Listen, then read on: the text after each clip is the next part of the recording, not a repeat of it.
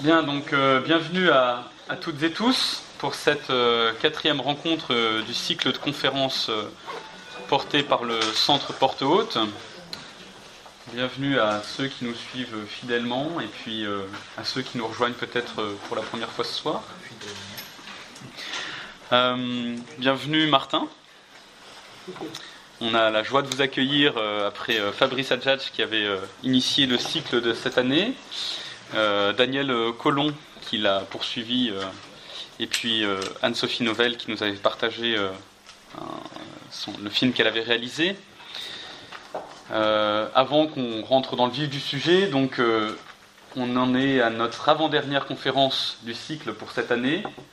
La dernière aura lieu le 3 mars prochain, ici, à 20h, et ne sera pas une conférence mais une table ronde autour de la parole restaurée, et elle fera intervenir plusieurs médiateurs, voilà, pour échanger autour de la manière dont la parole peut être blessée parfois dans nos vies ordinaires ou dans nos vies de travail, et la manière dont on peut reconstruire aussi la relation une fois que la parole a été abîmée.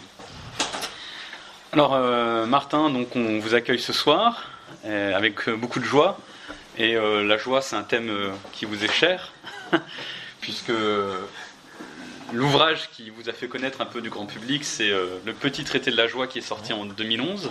Tout à fait.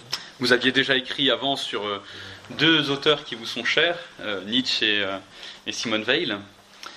Et on va avoir l'occasion sûrement d'évoquer ces deux figures de la philosophie. Dans les choses qui comptent, il me semble qu'on peut placer vos élèves. Vous êtes enseignant de philosophie donc à Strasbourg, et vous partagez avec eux ce goût de l'aventure philosophique, de croire jusqu'au bout, d'aller jusqu'au bout de ce que l'on croit. Dans les choses qui comptent aussi, hormis cette casquette d'enseignant, de philosophe et d'auteur, vous êtes époux et père, et lors de notre petite discussion en préparation, vous me disiez que vous aviez laissé le roc derrière vous pour devenir un contemplateur de la vie ordinaire, de la vie quotidienne.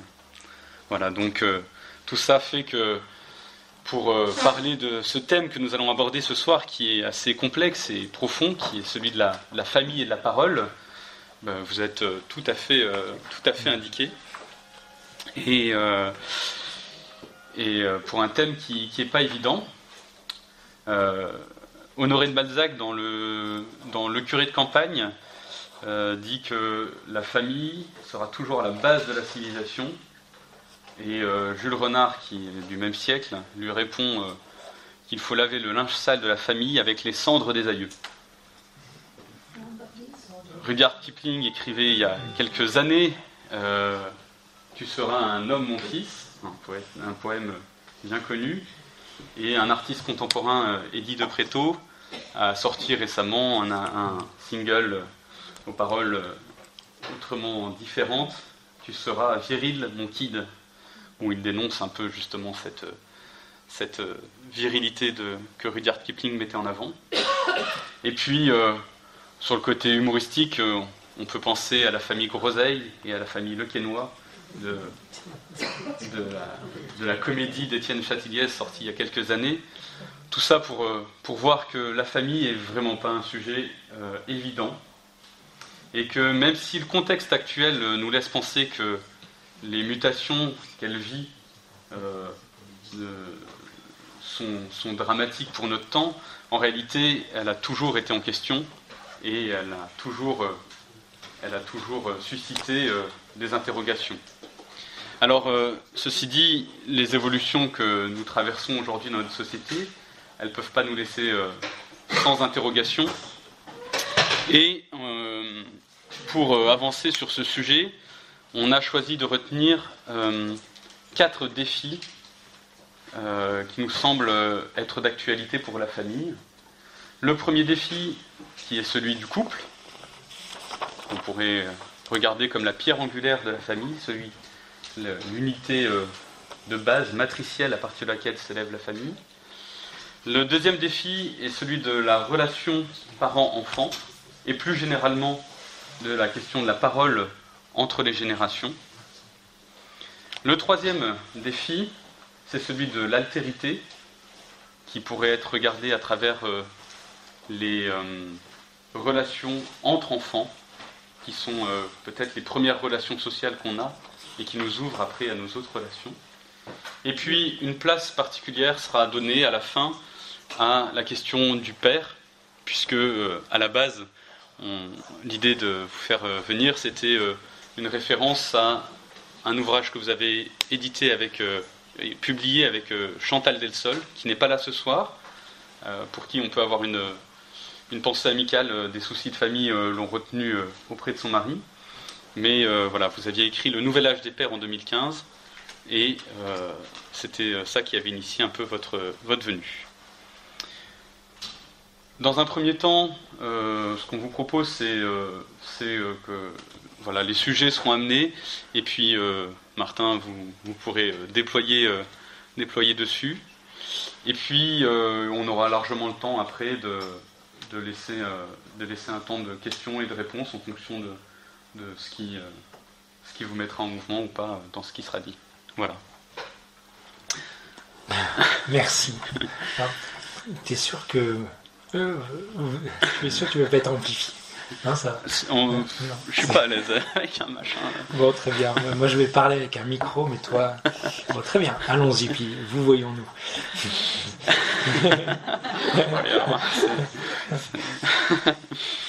Donc, le couple,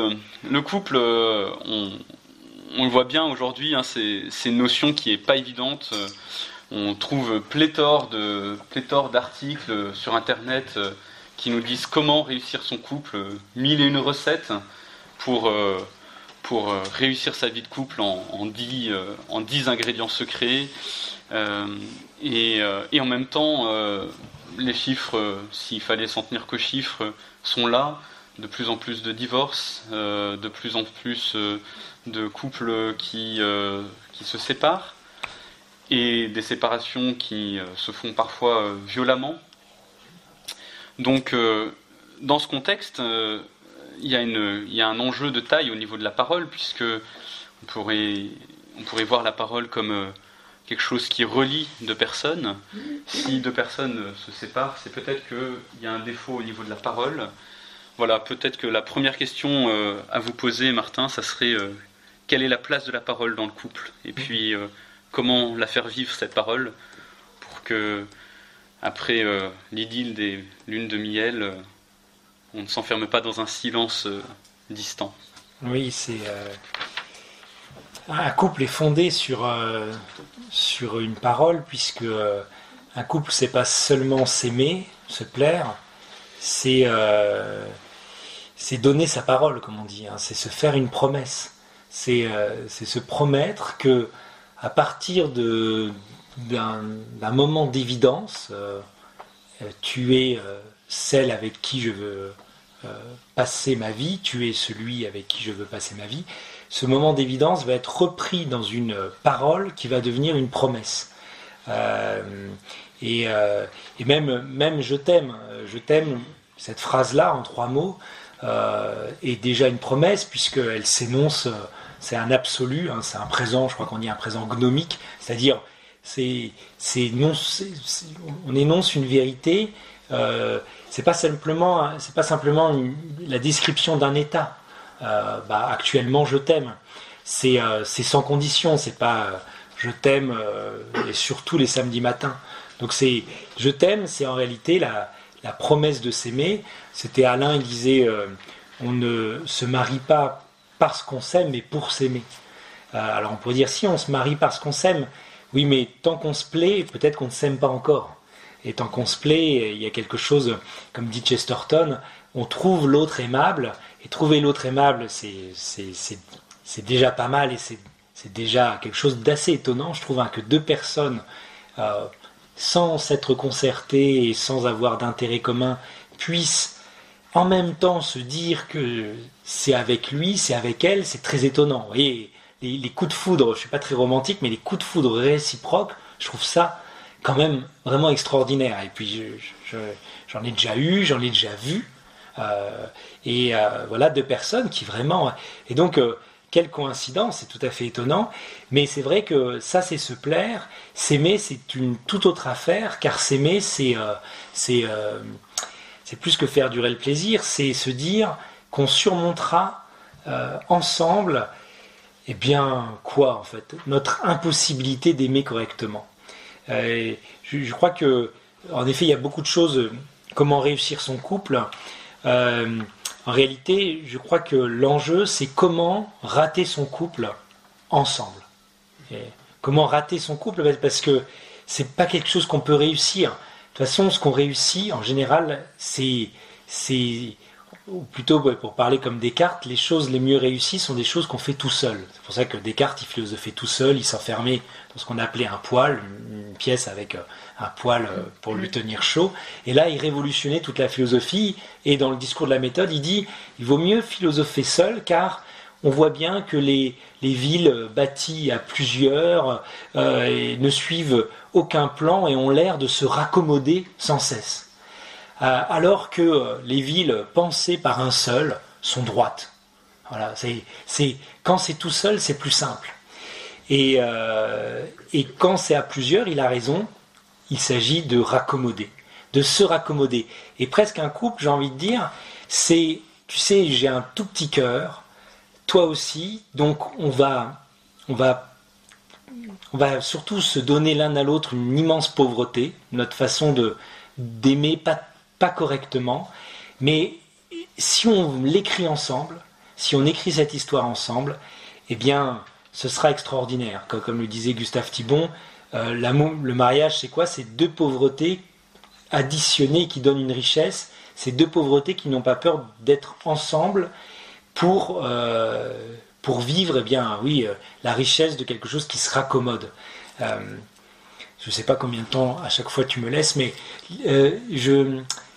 je pense c'est un prêtre, un jeune prêtre que je connais, il est plus jeune que moi, un très bon ami de notre famille, et lui il dit je prépare peu au mariage, mais tant mieux, parce que les peu de fois que je l'ai fait, j'ai l'impression que je leur faisais un peu peur. Je dis bon, mais ça m'intéresse, tu t'y prends comment? Il dit une fois je leur ai demandé d'imaginer un petit exercice, je leur ai dit vous imaginez 2 minutes, il n'y a pas besoin de faire naître 1001 fantasmes, vous imaginez le pire que pourrait vous faire votre fiancé. Et alors, il dit, pas longtemps. Et il dit, c'est bon, même au bout de 40 secondes. Il dit, oui, l'un et l'autre, oui, c'est bon. Il dit, maintenant, sachez que vous vous mariez pour lui pardonner ça. Et il y en a un qui s'est énervé, il dit, quoi, je te jure, si tu couches avec le professeur de yoga qui habite juste au-dessus, je t'étripe, etc. Bon. Et en même temps, c'était intéressant. Est-ce qu'on se marie pour réussir et vivre toujours à hauteur de... Ou est-ce qu'on ne se marie pas pour vivre cette chose extraordinaire qu'est l'amour, mais la plus haute forme d'amour, c'est le pardon. C'est presque un couple, c'est quelque chose de terrible. Et c'est pour ça que la parole est centrale.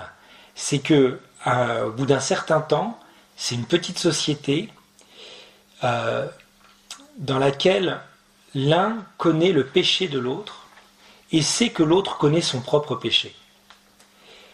Si péché ça vous gêne, vous pouvez dire son travers ou que sais-je, mais péché c'est pas mal parce que c'est assez lourd en fait. Et il y a le choix qui s'offre au couple très rapidement de dire bon écoute, je connais ton ornière, je connais ton péché, toi tu connais le mien, tu me laisses tranquille avec le mien, je te laisse tranquille avec le tien. D'accord? Allez, parallèle. Et si le couple fait ça, c'est vrai que c'est plus confortable, mais chacun se renferme. La définition du péché, c'était chez les latins, les pères latins, c'était la curvatio in se ipsum. La curvatio, c'est-à-dire le recourbement de soi sur soi. Vous voyez, quand le péché, c'est quitter la relation. Et au fond, voilà, je vois bien, moi je pourrais dire à ma femme, écoute, voilà, je ne vais pas tout vous raconter, mais allez, je te laisse avec tes achats compulsifs, tu me laisses avec le fait que le soir, j'aime bien me resservir un peu en vin, d'accord? Et parallèle, tranquille. Et vraiment, ce qui est terrible, et ce qui est beau, et ce qui est... C'est à la fois, parce que c'est à la fois une promesse, un couple, et cette promesse, elle ne peut être tenue, parce qu'il faut tenir, c'est vraiment de la fermeté, cette promesse, elle ne peut être tenue que si, eh bien, on se reprend, on se retrouve pour faire mémoire, déjà pour faire mémoire de ce qui a été tellement évident à un moment donné. Et c'est pour ça qu'un couple ne peut pas être sans la parole.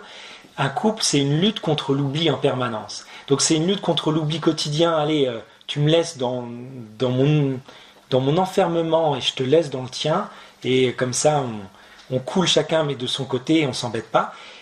Et un couple, c'est aussi vraiment cette parole de mémoire qui est faite. Il y a tellement de couples qui se séparent parce qu'ils oublient aussi de revenir par la parole à cet instant où leur oui, leur consentement était tellement évident. Presque un couple, parfois je dis, un couple, ça ne peut pas être sans qu'on se raconte, et même sans qu'on se la raconte un peu. Et un couple doit se retrouver pour se célébrer, pour dire, quand même, t'as vu, comparé à un tel ou un tel, qu'est-ce qu'on est bien, voyez. Et on pourrait dire, mais non, il ne faut pas se vanter, humilité. Non, qu'est-ce qu'on est bien. Il faut se la raconter, il faut dire à l'autre à quel point il nous plaît encore, à quel point. Et puis il faut vraiment, encore plus important, se raconter ce qu'on vit, remettre un peu les...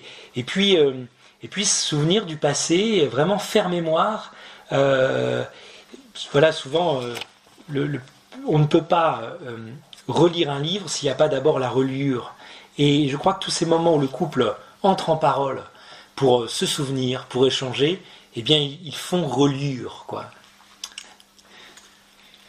Merci beaucoup pour cette première réponse. Alors, on parle d'ouverture justement vers l'autre, et une des ouvertures qui n'est pas confortable, qui nous fait sortir de soi, sortir du couple, c'est l'ouverture à la vie. Qu'elle soit blessée ou qu'elle soit féconde, qu'elle soit joyeuse et préparée, qu'elle soit inattendue et source d'inquiétude, le couple est ouvert a priori à l'autre, et le tout autre qui est l'enfant. Et encore tout à l'heure, quand on échangeait, on se redisait un peu quels mystères peuvent être pour les parents, les enfants. Mais qui dit mystère dit des choses très belles, et puis aussi des difficultés.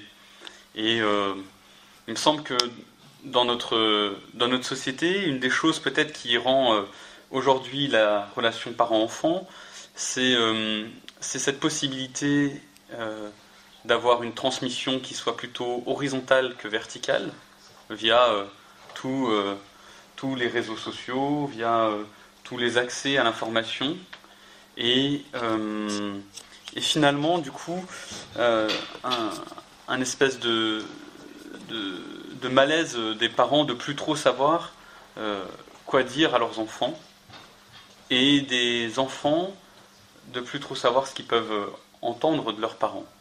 Alors, peut-être que la deuxième question, je ne sais pas si elle est bien posée, mais bon prof de philo me corrigera, je la formulerai comme ça, c'est: à quoi sert encore la parole entre parents et enfants, et quel sens a-t-elle ? Alors, à quoi sert encore la parole ? Déjà, l'enfant, il s'inscrit, si je fais le lien avec ce que je viens de dire, il s'inscrit dans ce oui qu'un couple s'est échangé. Il appartient déjà à une histoire.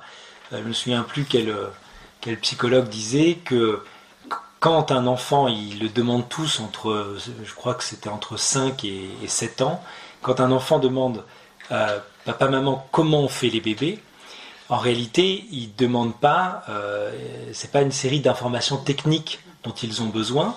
S'ils ont par malheur, comme papa, un prof de SVT qui leur sort le schéma de la reproduction chez les hérissons, avec une coupe, bon, eh bien, ça ne leur parlera pas.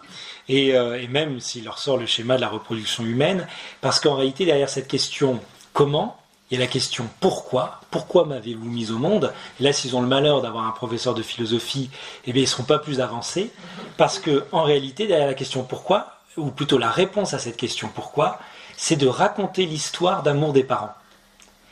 Et j'ai fait le test, et elle disait d'ailleurs, cette psy, je crois que j'ai entendu ça dans ma voiture, donc j'ai pas retenu le nom, mais je me suis dit waouh, garde ça, parce que après j'ai eu des enfants et j'ai fait le test, c'est-à-dire que elle disait d'ailleurs, quand on raconte l'histoire, après l'enfant ne demande plus. C'est-à-dire que si il nous dit comment on fait les bébés, puis on dit ben voilà, le monsieur, voilà, bon, non, et si on dit, eh bien, à l'époque, j'allais souvent, tu vois, au centre-ville, et ben là, il y a une salle de spectacle, j'allais souvent en concert, et un jour, ta maman, elle était là, car elle avait fait la cuisine pour les musiciens, et vous lui racontez ça, ils ne demandent plus après comment on fait les bébés. Ils veulent entendre qu'ils proviennent d'une histoire. Ça ressemble beaucoup à la foi, ça, hein. En fait, on vient d'une histoire. On vient d'une histoire, et cette histoire, elle a commencé dans un oui qui est un projet, j'ai dit une promesse, mais en effet, comme tu l'as bien dit, une promesse, un projet, pour moi, souvent je dis ça, ça ne va pas sans un projectile. Il y a notre projet, et il est très beau notre projet, mais dans le projet, on ne rencontre que soi. Le projet, c'est j'ai une image de moi dans le futur, et je la jette, je la jette devant, et je me rejoins. Or, le couple peut avoir ça, il a une image de lui, qu'il projette dans le futur, il se jette, mais ce qui va se passer, c'est qu'il va y avoir des projectiles.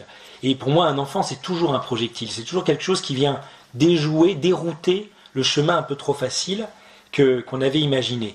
Tout l'art, encore une fois, est de l'inscrire dans une histoire, dans un « il était une fois ». J'aime beaucoup cette formule « il était une fois » parce qu'elle a un imparfait, c'est-à-dire la première fois n'est jamais la bonne, ou plutôt la première fois on ne sait pas qu'il s'agit d'une première fois. La première fois que je rencontre, je sais pas, Priscilla, qui n'est pas le prénom de ma femme, si cette Priscilla, je ne l'ai rencontrée que 2 fois dans ma vie, une fois parce qu'elle était serveuse dans un café, une fois parce qu'on faisait la queue au supermarché, ça n'est pas une première fois la première fois que je l'ai vue. Ça n'est une première fois que si, et si je prends le cas de mon épouse Cécile, que si à partir de cette fois-là, il y a eu des cafés ensemble, des rendez-vous, une histoire d'amour, un enfant, après une demande en mariage, et puis après, ce qui est fou, c'est qu'on introduit on introduit de la nouveauté dans le passé, puisque il n'y a qu'en avançant, vous voyez, il y a peut-être des vieux couples dans cette salle, et bien, plus vous avancez ensemble, plus la première fois de votre rencontre devient riche de tout ce que vous êtes en train de vivre aujourd'hui. C'est fou, cette première fois, elle grossit, elle devient comme riche a posteriori de tout ce qu'on aura vécu à partir d'elle. Donc, il était une fois, ça ne peut être qu'un imparfait, et je crois que l'enfant, et là encore, c'est raconter et se raconter, le récit, il faut lui dire, mais il était une fois ton père, moi, et voilà, qui à l'époque, je sais pas, bon, et puis je vais pas vous raconter ma vie, mais en tout cas, je la raconte aux enfants, et je leur raconte. Il y a quelque chose du conte qui est pas forcément, enfin voilà, j'arrive pas sur mon cheval, mais quoique, je me souviens que mon épouse appartenait à un dragon, il fallait que je la libère, donc il fallait que je sois un peu prince charmant. Bon. Et voilà. Et donc, l'enfant, déjà, il provient de la parole, et c'est pour ça on peut être mal à l'aise avec les enfants, se dire oui, cette communication horizontale, qu'est-ce qu'on a le droit de leur dire, mais déjà ils proviennent de cette parole et ils le sentent et ils le savent, et donc contrairement à ce qu'on croit, les enfants croient, et c'est même vrai des petits enfants, parce qu'ils savent que c'est encore plus avec les grands-parents, ils savent que c'est cette même histoire qui se continue jusqu'à eux, ont une attention particulière à la parole des aînés, enfin des aînés, des aïeux, des grands-parents et des parents. Même quand on n'a pas l'impression qu'ils écoutent, même quand ça les saoule s'ils sont sur leur... Même quand, en réalité, et récemment j'accueillais, voilà, parce qu'il y avait une grande manifestation à Strasbourg, ils avaient besoin de personnes qui accueillent, puis on accueillit chez nous un peintre, et puis lui, ses enfants c'était plutôt derrière lui, il avait des grandes filles, mais il disait, en tout cas là je vois... votre Joseph, l'aîné, vous pouvez croire qu'il ne vous écoute pas, ou qu'il est comme ça, et de fait, parfois on lui parle, on a l'impression qu'il se désactive. Il dit, mais moi je voyais, il avait fait du catéchisme 3 heures par semaine à un groupe de jeunes assez peu nombreux, donc il les connaissait très très bien, mais il disait, la parole des parents, c'est leur référent, c'est leur boussole, c'est voilà, et d'ailleurs, si leurs parents, au nom de leur crise d'adolescence, se mettaient à être déstabilisés, c'est ça qui les déstabiliserait plus que d'avoir réussi à mettre le bazar dans le couple des parents ou dans la tête des parents, parce que tout à coup on est un rebelle qui écoute du punk. Bon. Non, au fond, la parole des parents, et même, moi je suis sûr, parce que je le vis, aujourd'hui j'ai réalisé que j'avais dans mon sac un gros bouquin comme ça, et c'est le dernier livre que m'a offert ma grand-mère, qui est morte il y a un bout de temps, et de qui je pensais avoir peu reçu. Et je me suis dit, mais tiens, ce livre-là, c'est un livre, j'y reviens tout le temps, ça s'appelle Témoin du futur, c'est un gros livre. Je me suis dit à l'époque, mais pourquoi elle m'offre ça? J'avais 18 ans, je me dis, c'est bizarre, c'est un gros livre sur toutes les grandes figures de la pensée juive du XXe siècle. Puis même, ça lui correspondait pas trop, à un milieu un peu simple. Bon, elle m'a offert ça, et mine de rien, vous voyez, jamais j'aurais eu l'idée, alors que dans des déménagements, j'ai donné énormément de livres, jamais j'aurais eu l'idée de m'en séparer. Donc, déjà, je crois que par rapport à la parole, eh bien, pas de fausse modestie, pas de... Récemment, il y a un collègue, il a perdu sa fille, un collègue de l'an passé, donc moi j'ai déménagé, et il y a un ami en détresse, il m'a dit, mais on n'a rien à voir, on ne fait pas partie du même monde, en plus c'est un tabou, mais qu'est-ce que je vais lui dire? Toutes les paroles sont fausses, je comprends, mais non, je comprends pas, je partage ta souffrance, mais non, et encore heureux, je la partage pas. Bon, il dit, je peux rien dire, et je vais rien lui dire. Je dis, mais si tu vas dire, et tu vas dire quelque chose de maladroit, tu vas dire, et ça vaudra mieux que rien. Il vaut mieux une parole, voilà, qui va, mais tu comprends rien, papa, t'es à côté de la plaque. Bah oui, je suis à côté de la plaque, peut-être c'est mon rôle même de maintenir cette plaque à côté de laquelle tu es, mais au moins elle tient ferme, cette plaque. Je suis maladroit, mais je préfère te le dire plutôt que de laisser s'installer ce qu'on appelle un tabou, un non-dit, etc. Et donc voilà, il m'a dit, j'ai été lui dire, désolé. Je dis, voilà, ça sert à ça les mots tout faits, ça sert à dire que désolé, t'as pas de sol, t'as même pas de sol. Hein, désolé, c'est avoir perdu le sol. T'as même pas de sol commun pour lui dire que tu partages ta souffrance, mais tu lui as dit, et maintenant il saura s'il a envie t'en parler, il saura que tu sais. Bon, voilà. Et donc, vous voyez, les mots, c'est vrai que c'est difficile la communication, mais il faut pas... Enfin, j'ai envie de dire, c'est toujours déjà difficile. C'est la relation, c'est vraiment... je reviens à mon homme de Descartes qui est... Mais c'est toujours plus simple tout seul, c'est toujours infiniment plus riche à deux. Et donc, ces enfants, ils font un monde comme ça, on a l'impression que c'est un monde qui n'a pas besoin de l'adulte. Dans ce monde-là, ils parlent beaucoup de leurs parents. Ils ont besoin que leurs parents soient là. Ils ont besoin de grands-parents qui font même partie d'un tout autre univers. Ils en ont même souvent moins honte que de leurs propres parents. Et cette parole, alors, je pense que son côté vertical, c'est aussi son côté maladroit. C'est vertical comme quelque chose qui tombe, comme un cheveu sous la soupe. C'est plus vertical comme l'autorité, l'enfant qui voilà, de toute façon on voit bien, là j'en ai un d'un an et demi, il regarde verticalement, il veut qu'on il veut qu'on l'élève, il veut qu'on lui dise, il veut qu'on le regarde. Donc en effet, c'est vertical, après ils font monde, c'est horizontal, donc nous verticalement on tombe comme un cheveu sur la soupe, mais je crois qu'il faut continuer. Il faut continuer et que c'est pas sans fruit. Et que les familles où on s'autocensure pour trop respecter la liberté, le monde de l'enfant, c'est des familles où on laisse les enfants tout seuls. Et il y a juste un ami, il m'a dit, en fait vous avez un mode d'éducation selon, alors j'ai pas retenu, c'est un éducateur américain, qui dit, en fait il a fait des études pendant 20 ans, et il dit, mais en fait la seule chose qui fait que les enfants dérivent ou pas, c'est est-ce que dans leur monde il y a fréquemment l'intervention d'un adulte. Il dit en fait, comment faire que des enfants soient perdus, c'est en les laissant un maximum entre eux, même classe d'âge, et sans adultes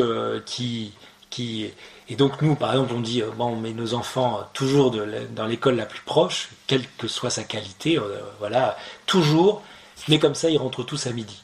Et s'ils vivent des choses dures, c'est notre monde, notre monde il est comme ça, mais s'ils vivent des choses dures, à midi, et puis tous, la plupart aux 4 heures, et puis en tout cas tous le soir, on en parle, on fait tomber ça dans la parole. c'est alors c'est pas un super principe, c'est aussi parce que c'est pratique, parce que la cantine c'est hyper cher, etc. Mais c'est quand même, oui, une intuition. Une fois que j'avais eu, c'était une fille qui était venue me parler, je donnais un enseignement pour une retraite pour un très beau lycée privé de Lille. Et voilà, et puis la fille était vraiment en souffrance par rapport au fait que son papa avait quitté sa maman pour une femme qui avait 3 ans de plus qu'elle, la fille. Bon, donc elle disait, tout le monde me dit, ton papa ne nous a pas abandonnés, parce qu'elle était l'aînée, et en plus l'aînée, donc elle s'occupait des 3 autres petites sœurs, parce que la maman était en dépression, et que la maman, elle était voilà, elle pouvait plus rien faire, elle faisait ma mère, elle n'arrive même plus à mettre la table. Bon. Et elle dit, oui, je sais, notre papa ne nous a pas abandonnés. Alors moi je lui dis, bah si, quand même, là il vous a quand même abandonné. Elle me dit, mais non, et ma psychologue et ma maman, elles n'arrêtent pas de me dire qu'il nous a pas abandonnés. Je dis, bah non, il vous a pas, il vous reconnaît encore, c'est encore votre papa, mais là tu l'as pas vu depuis combien de temps? Depuis 4 mois, il sait que ta mère, elle peut plus mettre la table, que tu t'occupes de tout. Il y a au moins un abandon de poste, mais en un sens. Et elle dit, ah bah si c'est vrai, ça me fait du bien de le savoir, parce que c'est ce que je vis. Et voilà, et au fond, ce père-là, je ne veux pas le condamner, je ne connaissais pas l'histoire, mais elle avait juste besoin que le mot, au fond, que le mot corresponde à la réalité. En tout cas, de la réalité, ce qu'elle vivait. Puis au fond, elle s'occupait elle avait 17 ans et demi de 3 petites filles, et du jour au lendemain, toute seule, bon, en tout cas, je comprenais sa colère. Donc, et alors je me suis dit, moi, peut-être essayer de faire l'inverse de ce papa-là que j'ai jamais connu, finalement, et tout porte son fruit. C'est-à-dire que lui, il mettait 13 000 euros, je crois, dans cette école, peut-être même plus, et il se disait qu'il avait fait son job, parce qu'il le faisait pour les quatre enfants. Et moi, je me suis dit, faire tout l'inverse, c'est-à-dire mettre 0 euros dans l'école, mais être le plus possible là. Et vraiment, je crois que c'est même encore plus urgent par exemple, personnellement, que ça devient en effet difficile. Voilà, mon fils a 13 ans, c'est des choses qui sont... Là, hier, on regardait le reportage Lourdes, parce qu'il me disait, ah, moi, j'ai réfléchi, je suis transphobe.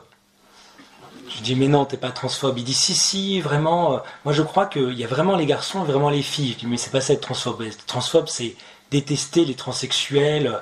Il dit, oui, mais quand même, c'est bizarre, un transsexuel, il choisit son sexe. Alors je lui dis, non, en fait, la transsexualité, et puis je lui ai parlé du trouble de l'identité sexuelle, je lui ai parlé de ce que c'est qu'un trouble de l'identité, et je lui ai dit qu'il n'avait pas de haine contre ces gens-là, qu'il avait plutôt marre d'une idéologie qu'on sert d'ailleurs au collège, qui consistait à dire on choisit tout, dont son genre. Bon.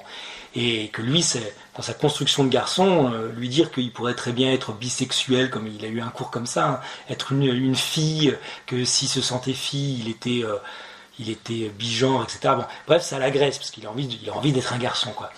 Et alors je lui ai dit, mais écoute, il y a un documentaire qui s'appelle Lourdes, que vous avez peut-être vu, et ça commence, et on voit un transsexuel, comme ça tu verras que c'est pas une idéologie, c'est d'abord quelqu'un qui souffre. Et donc on a regardé ça, et puis il dit, mais cet homme, il se prostitue, et puis il m'a dit, mais comment on peut se prostituer si on a un homme? Et vous voyez, et là c'est le genre de questions qu'on n'a pas envie, parce qu'il ne comprenait même pas. Alors il dit, tu sais, et là il faut entrer dans la parole, et c'est lourd, et je sais que voilà, un adolescent, il faut encore plus parler, que cette réponse-là, même si elle est délicate, hein, vous imaginez, qu'il vaut mieux qu'elle vienne de moi que de nulle part, ou d'un autre de 13 ans. Justement, on arrive à notre troisième question, un peu là. Tu viens de terminer en nous parlant d'un autre de 13 ans qui pourrait lui répondre s'il y avait un déficit de parole. On voit bien le contexte un peu dans lequel on est aujourd'hui, où quand même beaucoup de jeunes ont accès à des réseaux de communication tôt, et des réseaux qui ont l'avantage, entre guillemets, d'être instantanés, mais justement peut-être que c'est pas qu'un avantage, et une certaine distance avec la parole, une certaine temporalité de la parole qui est sûrement bénéfique dans nos constructions, et finalement on le voit bien dans une vie de famille comme le fait que entre une parole qui a été blessante de la part d'un frère ou d'une sœur peut avoir le temps d'être entendu, accueilli, puis pardonné. Tout ça, ça permet la construction. Et ben voilà, notre dernière question, c'est un peu ça. C'est comment la parole de nos relations fraternelles, elle nous ouvre au monde, avec toute sa temporalité, avec tout ce qu'elle a de riche et aussi de blessant. Il ne faut pas nier le fait que parfois nos relations de frères à sœurs, même une fois qu'on a dépassé le stade d'enfant, peuvent être blessantes. Et puis, comment elle nous ouvre, et puis quel risque elle court, du coup, face à l'heure un peu du chat et du tweet instantané. Voilà Ouais. Je sais pas si vous avez de quoi prendre des notes, parce que sinon vous allez oublier le concept, parce que moi-même j'ai dû le relire avant de venir, en me disant je vais mélanger les syllabes. Il y a un concept grec, je vous l'offre, c'est l'aturodontie. Alors dontie c'est facile, c'est comme l'orthodontiste, c'est les dents. A, c'est le A privatif. Après vous n'avez plus qu'à retenir turo, c'est la porte. Aturodontie, c'est le fait de ne pas avoir de porte devant les dents. Et pour les Grecs, c'était un vice, c'est en effet de s'exprimer, enfin, n'importe quand, de ne pas entendre qu'il y a une temporalité de la parole. Une temporalité, ça c'est le temps, et aussi un espace de la parole. Il y a un temps et un espace de la parole, et l'aturodontie, en fait, c'est le singe, hein, les Grecs étaient comme ça, il y a toujours une vertu, le courage par exemple, et le singe du courage, c'est la témérité. Le courageux, il a peur, mais il surmonte sa peur. Le téméraire, lui, il n'a même pas peur, il prend n'importe quel risque. Bon, vous voyez, il y a la générosité, il y a la prodigalité. L'homme généreux, il fait ses comptes, puis il donne même, voilà, il sait qu'il y aura un petit trou là, à ce moment-là, mais c'est pas grave, c'est sa fête, on va marquer le coup. Le prodigue, lui, il regarde pas ses comptes, et donc il veut bien payer une tournée, mais de toute façon, il sait pas s'il a découvert ou pas. Vous voyez, eh bien, l'aturodontie, c'est l'absence, d'ailleurs, on n'a pas de concept, alors qu'il nous le faut de nos jours, parce que de nos jours, on confond le franc-parler avec l'absence de, comme on le dit, mets une garde à ma bouche, quoi, avec l'absence de garde devant sa bouche. Et c'est le singe d'une vertu que les Grecs appellent la paressia. Alors c'est pas la paresse, ça veut dire, c'est panrésia, c'est le fait de tout dire. Mais en réalité, c'est le franc-parler. Le franc-parler. La parésia, c'est le franc-parler. C'est, par exemple, vous avez Sénèque dans la lettre à Lucilius, la lettre 35, je crois, mais je ne suis plus tout à fait sûr. Lucilius lui dit mais Sénèque, je suis un peu heurté, non pas par le fond de ce que tu m'écris, mais par sa forme. Tu me dis les choses, voilà, comme si ce n'était pas un texte écrit, alors que ce sont quand même des lettres, et puis tu vas sans embâge. As-tu oublié, vénérable Sénèque, qui est dans sa vieillesse, la rhétorique? Et lui dit, écoute, la rhétorique, c'est très très bien, mais pour ce qui est de la vérité, et quand la vérité est adressée à quelqu'un qu'on aime, eh bien il n'y a pas besoin de plaire en même temps à cette personne, qui est le but de la rhétorique. Et donc, il faut pratiquer la paressia, donc le franc-parler. Les latins, ils ont traduit ça par libertas. La libertas, c'est-à-dire la liberté, mine de rien. Mais le franc-parler, dit Sénèque, et puis il y a un certain Philodème qui a écrit un texte sur du franc-parler, le Périparésias. Le franc-parler, il disait, il y a deux choses. Enfin, il y a un espace pour ça. Et, vous voyez, il y a un espace pour ça. Parfois, voilà, quand on est en train de s'endormir, dire à son épouse, oui, et puis il faudra penser à, et puis ça la réveille, et puis elle fait une insomnie. Vous voyez, il y a un espace. Ici, c'est la chambre. C'est bon, comme en famille. Pour moi, ce qui est très important, c'est le repas. Avant le repas, c'était l'heure des règlements de compte. J'ai mis 6 mois à m'en rendre compte que que mon épouse, parce qu'elle avait vécu ça dans sa famille, eh bien le repas c'était le moment de mettre les pendules à l'heure. Alors moi je disais oui en effet, et puis pendant le repas nos enfants se faisaient reprendre sur des choses ou parfois un peu engueuler ou le repas ça pouvait être aussi la conversation d'adultes entre moi et mon épouse. On disait attendez on parle, c'est sérieux là, c'est les adultes. Et après je me suis dit mais en fait non, un repas ça doit être que un moment joyeux ou d'échange ou de joyeux ou de la joie de partager même des choses dures. Mais un moment déjà où tous les enfants les enfants et les adultes parlent, mine de rien quand même plutôt à égalité, voilà, où l'on apprend à s'écouter et donc où on met une garde à notre bouche parce que c'est pas là qu'on va nous les adultes reprendre l'enfant, l'engueuler devant ses frères et sœurs, c'est pas le moment. En plus s'il mange, vous vous souvenez de ça, vous mangez, vous faites engueuler, vous savez pas, le repas il est hyper bon et puis en même temps on vous reprend sur le fait que vous n'avez pas rangé votre chambre, donc ça mélange tout. Le repas, c'est convivial. C'est ça, c'est la convivialité. Et donc, le franc-parler est extrêmement important. Et en même temps, il a un temps et un lieu. Il a ce que les Grecs appelaient un kairos, pour un moment opportun, et il a un lieu. Et je trouve qu'avec en effet, sur la parole des frères et sœurs, voilà, ce qui est passionnant dans une famille, c'est qu'on n'est vraiment pas fait pour s'entendre. Personne n'a le même âge, et les seuls qui ont le même âge, ils sont hommes et femmes, donc ils sont pas faits non plus pour s'entendre si facilement que ça. C'est les parents, et encore si tant est qu'ils ont exactement le même âge, et sinon, les enfants, ils ont tous des âges différents, mais comment on va pouvoir faire quelque chose avec ça? Et souvent, je vois notre aîné, il fait des reproches à la troisième, et la numéro 3, on dit, mais écoute, elle a 8 ans. C'est toi à 8 ans, t'en étais pas là non plus. Et donc il doit comprendre que à la fois c'est bien, il la tire vers le haut, mais à la fois le reproche aussi il écrase, et qu'il y a une manière comme ça de s'adresser, de trouver le moment opportun, de trouver la forme, de trouver qui est importante, une temporalité de la parole, vraiment. Tenez, je vous donne 2 petits exemples de choses qui, déjà récemment, qui m'a fait rire, c'était... donc l'aîné toujours, mais qui parle à la deuxième, et la deuxième, elle avait cassé en cuisinant, donc c'était bien, mais elle avait cassé une cruche, quoi, une belle cruche achetée à Thésée, etc. Et en fait, elle était partie dans la chambre, elle s'était mise sur son lit, et puis elle répétait, je suis nul, je suis nul, je suis nul. Bon.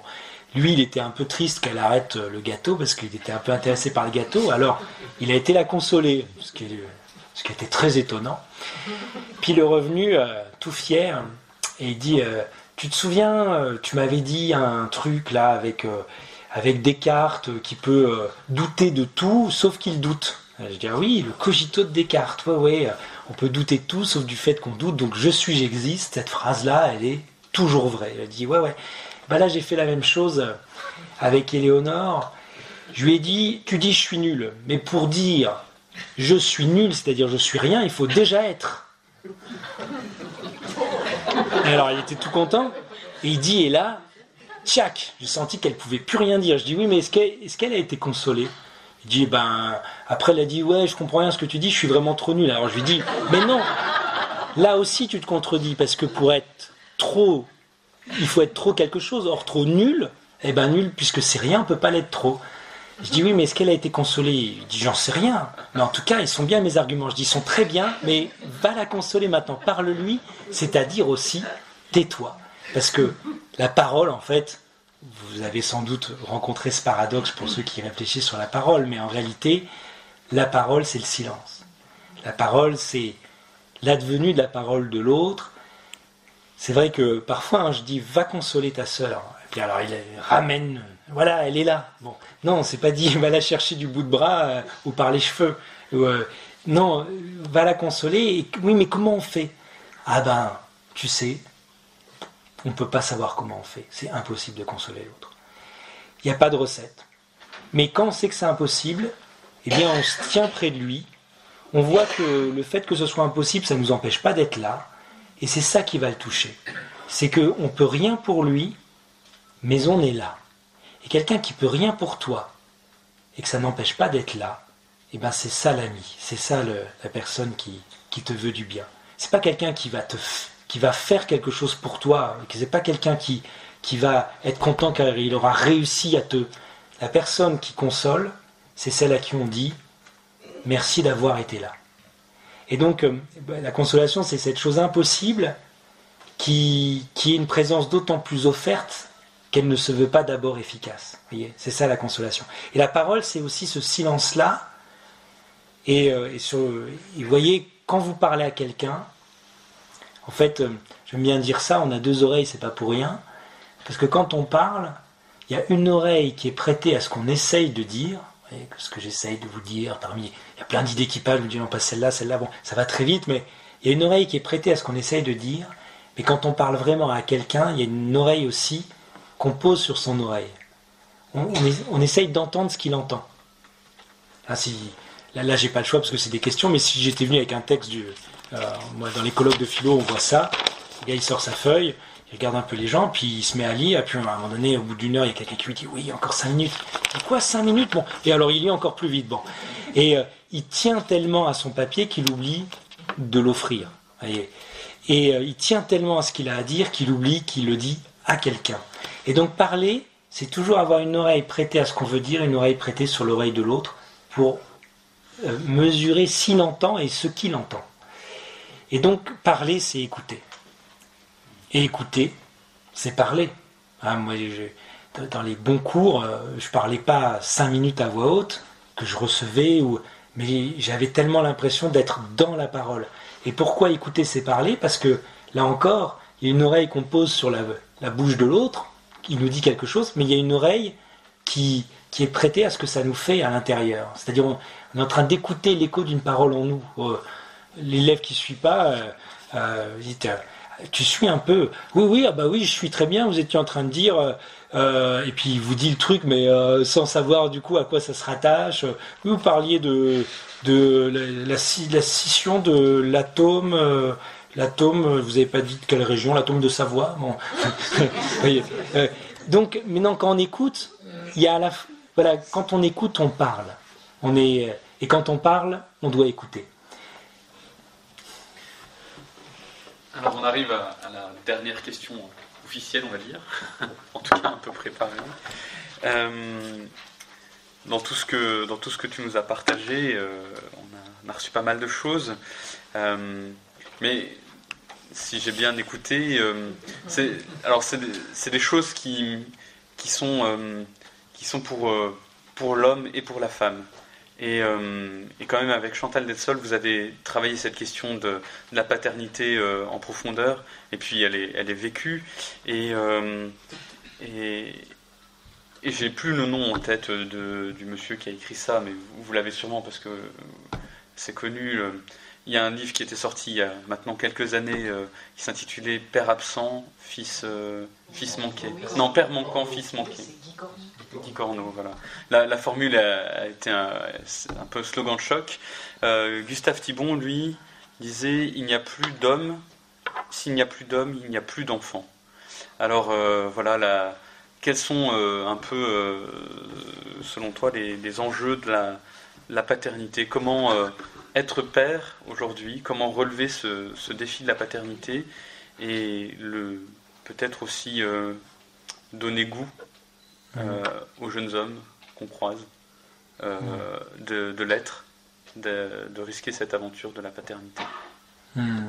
C'est un peu... mais c'est vrai que c'est un enjeu énorme, vraiment, parce que de nos jours on dit oui, c'est quand même scandaleux de voir qu'on veut créer une famille sans père. En effet, c'est sûr, surtout que c'est légalisé. Et en même temps, dans les années antérieures, il y avait souvent déjà des familles sans père, soit parce que le père appartenait à un monde d'hommes avant d'appartenir à sa famille. C'est pourquoi il y a tant de papas qui ont dû donner leur vie à leur travail, dont mon propre père, dont son propre père à lui, dont le père voilà. C'est pourquoi... eh bien c'est parce que les hommes appartenaient aux hommes, et donc les pères appartenaient souvent, je trouve, quand j'écoute aussi toute l'histoire, moi c'est la première vague des copains divorcés, donc ça nous arrivait tous. Moi, ça arrivait au lycée, donc assez tardivement, mais le truc était déjà consommé au collège. Et au collège, c'était incroyable. Alors maintenant, c'est même la majorité, hein, largement. Mais c'était toujours, on avait l'impression que le papa, c'était pas toujours lui qui partait, mais souvent, on avait l'impression de papa qui avait épousé leur patron. Et c'est pour ça quand on dit la famille, elle souffre, la famille, elle est en difficulté. C'est peut-être vrai, et en même temps, peut-être que la famille, elle est devant nous. Peut-être le couple, il est devant nous. Peut-être qu'on n'a jamais, je veux dire, ce que dit Chantal Delsol, d'ailleurs, dans la partie de son livre Le Nouvel Âge des Pères, elle dit, mais au fond, on arrive au dernier soubresaut du patriarcat et commence l'ère de la paternité.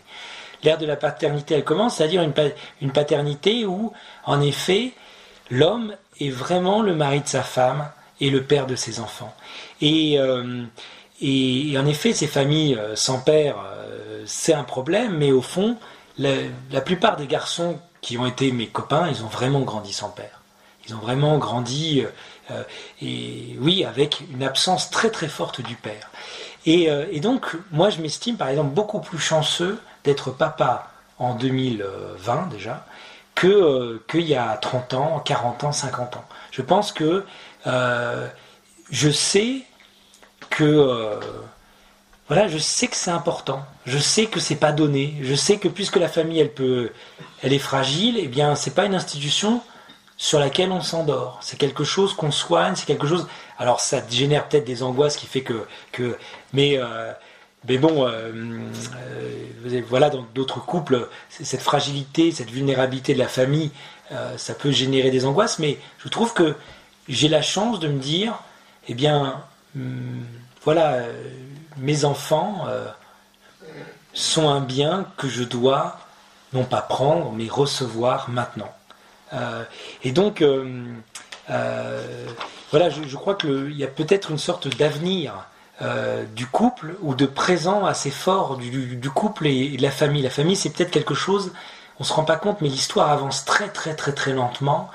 Et l'histoire est peut-être en train de déposer, avec toutes les crises que ça implique, en train de déposer un nouveau fruit magnifique, fruit sans doute qui mature depuis 2 millénaires, le fruit de la famille, de la vraie famille, d'une famille qui n'est pas voilà, où le pater familias, il avait droit de vie et de mort sur ses enfants et sur sa femme, il avait le droit de répudier à tout moment n'importe quel enfant, etc.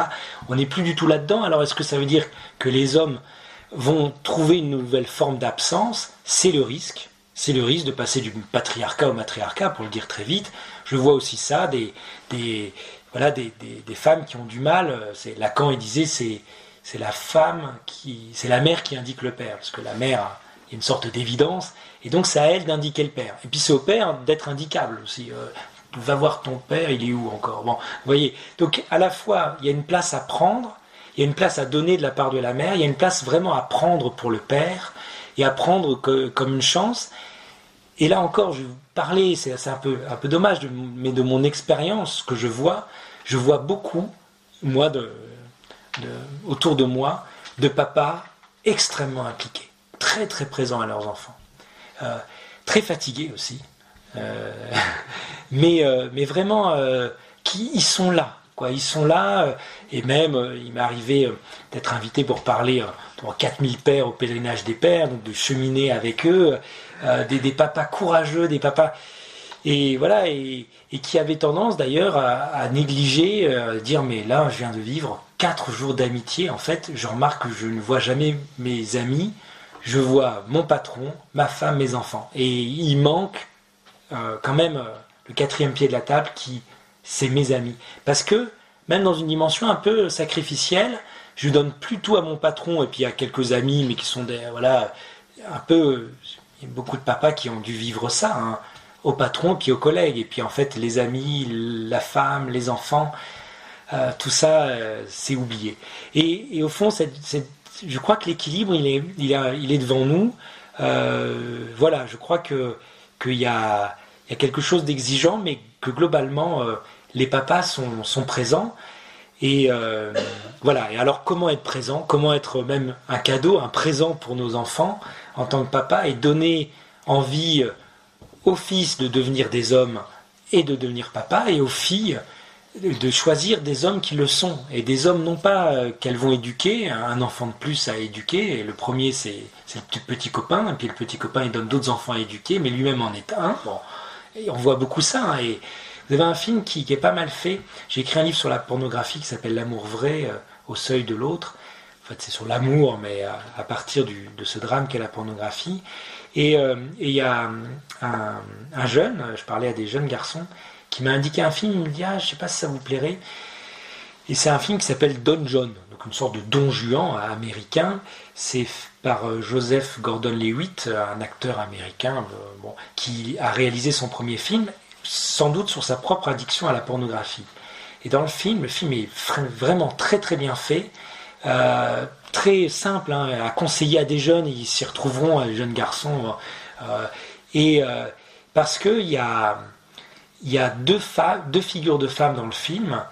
Il y a déjà la mère et la sœur qui se taisent à la maison, bon, elles ne comptent même pas, dans une famille italienne, catholique d'ailleurs, ritale en fait, américaine.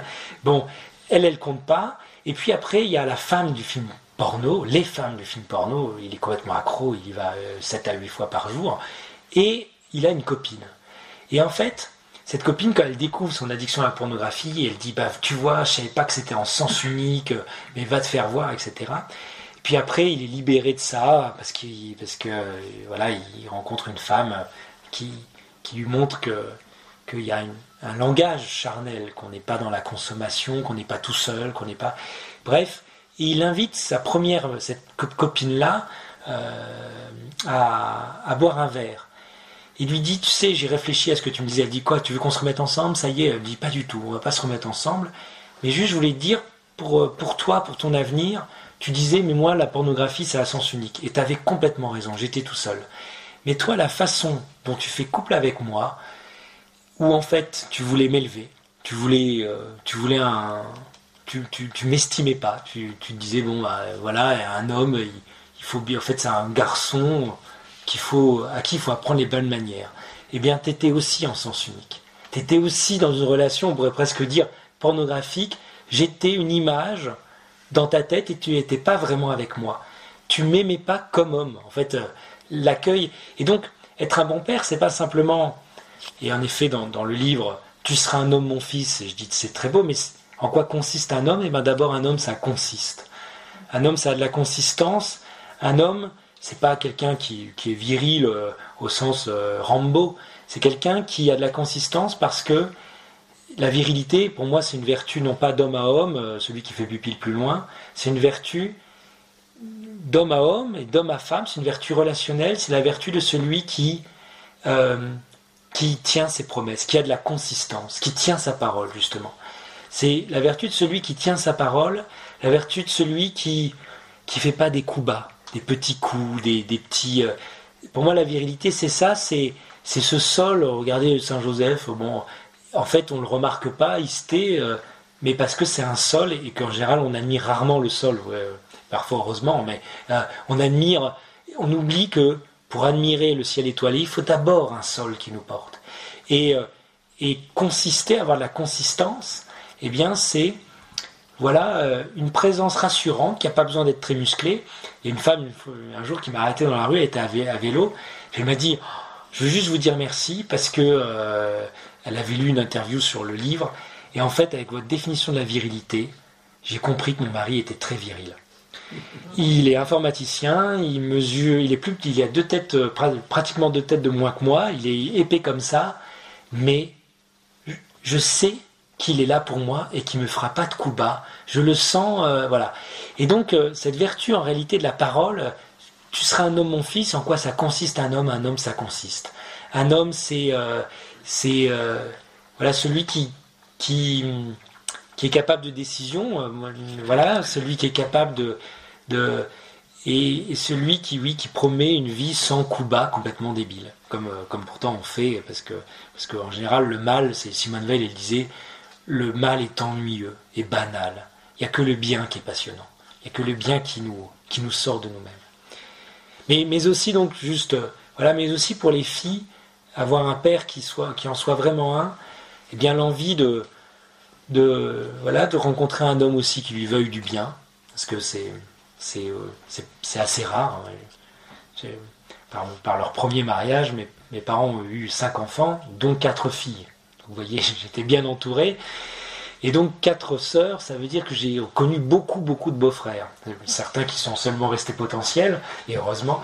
Mais je voyais comment la masculinité est abîmée des garçons. Alors, je disais à mes sœurs, mais tu l'infantilises, mais quand tu parles comme ça, tu l'infantilises.